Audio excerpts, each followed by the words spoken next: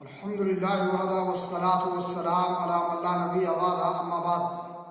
اسلامی بھائیوں، میت کی طرف سے اگر اس کی اولاد صدقہ کرے تو اس کا ثواب میت کو پہنچے گا، جس طرح سے دعا کا فائدہ میت کو پہنچتا ہے۔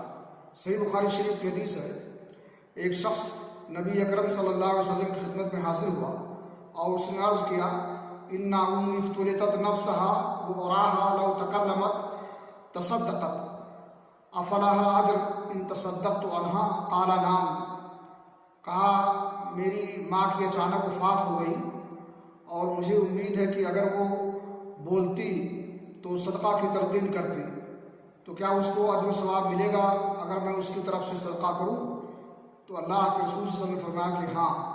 اس حدیث سے معلوم ہوا کہ اولاد اگر میت کی طرف سے اپنے والدین کی طرف سے صدقہ و خیرات کرتی ہے تو اس کا اجر و ثواب اس کو ملے گا۔ اللہ رب العالمین سے دعا ہے کہ اللہ تعالیٰ ہمیں توفیق بخشے کہ ہم اپنے والدین کی طرف سے صدقہ و خیرات کریں، اور برائے ایصال ثواب یہ کام کرنا بہتر ہے اور یہ سنت سے ثابت ہے۔ اللہ ہمیں اس کی توفیق بخشے۔